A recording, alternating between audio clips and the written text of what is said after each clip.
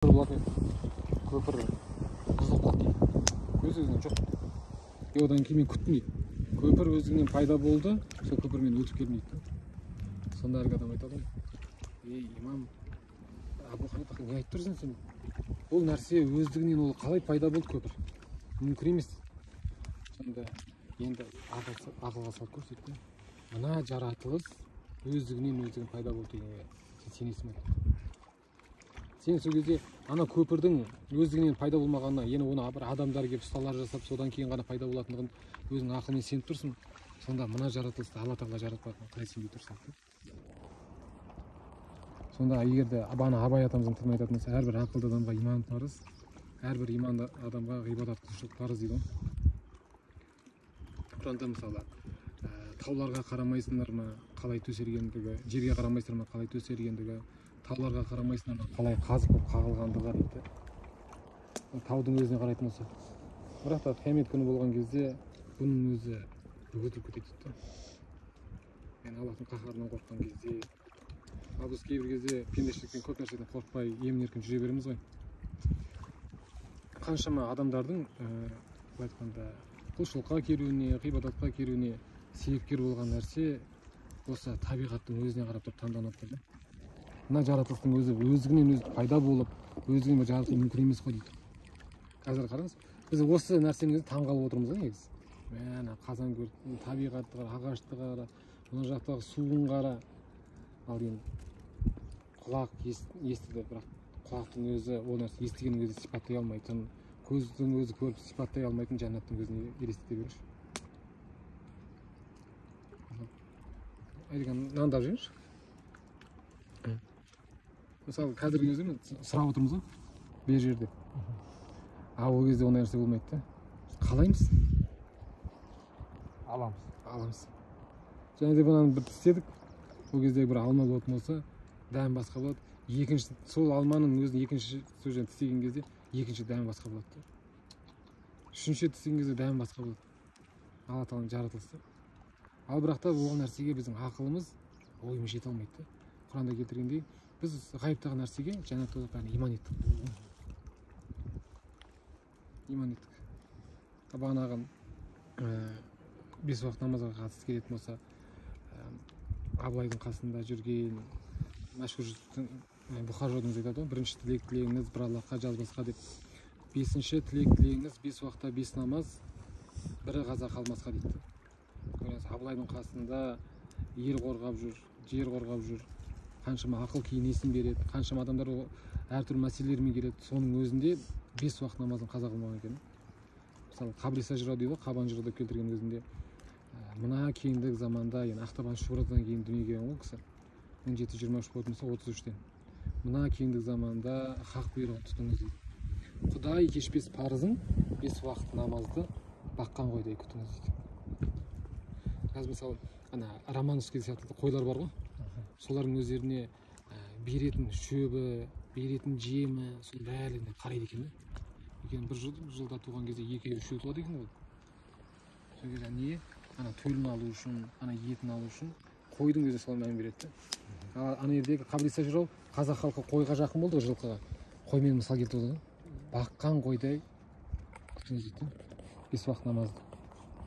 Сонда аттың үстінде жүрсе де, халықтың арасында жүрсе де, мен осындай екенді бәрін тастап кеткен жоқ та. Намаздығына, имандылығына бекем болды.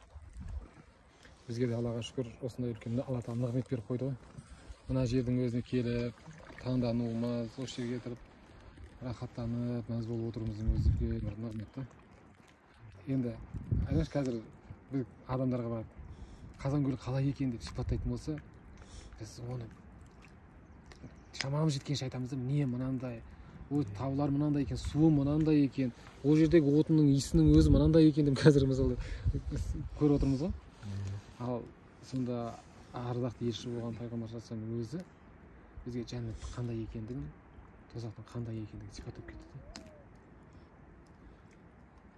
Адамдардың ішіндегі ең шыншылы, адамдардың ішіндегі ең турашылы өзі сол нәрсені сипаттап кетті бізге, жеткілікті болатындай. Қазіргі біз адамдарға, мысалы, Мәкең барып, ауылдағы бір, мысалы, ол жасқа, тағы басқа барларға барып, қазан көлді көру керек екен. бірақ та көретін кезде бірақ жолы қиын екен. Сол жолына сабыр етсең болды. Сен жетесің дейтін болса, бірақ машақаттар бар екен, қиыншылығы бар екен дейтін болса, қандай қиыншылық болса да, ана айтқан, ана Айдекең ана видеода бәрін көргеннен кейін қандай қиыншылық болса да келеді көру үшін. Қызыққан адам, сол нәрсе сенген адам, ал жәннатта сондай болып тұр ғой. Бізге ол нәрсе сипатталып қойды, ол нәрсе айтылып қойды.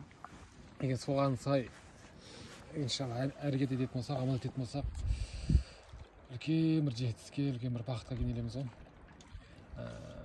Пайғамбарымыз саллаллаху күйеу баласы Әли радиаллаху анхудың көршісі болды ғой, яхуди. Ей Әли, сен неге өзіңді сонша қинайсың дейді.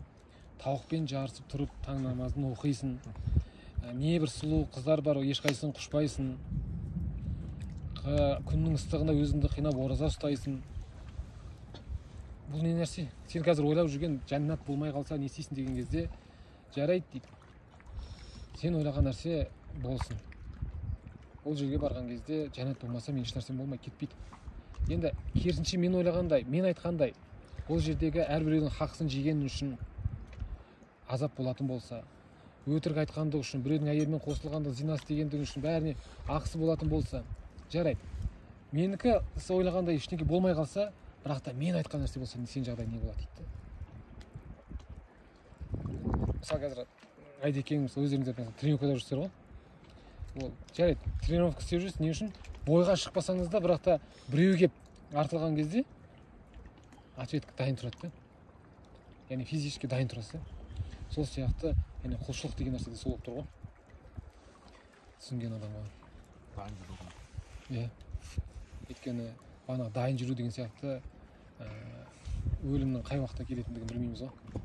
Сендердің ең ақылдыларың өлімді жиі еске алғандарың деп жалпы пайғамбарымыз хадисінде бір айтып кеткен екен ғой. Ол енді қазіргі уақытта біз өлім жайлы айтсақ бір не болды, өлімді айта бересің деп сөйтіп шығады ғой. На самом деле Құранда аят бар емес па, қателеспесем, сендерді қасып жүрген өлім сендерді қуып жетпейді, сендерге кезігеді дейді ғой. Яғни сенің алдыңнан шығады дейді да. Сен артыңнан қумайды дейді, қуып жетіп аламын деп. Тура алдыңнан навстречу шығады да саған.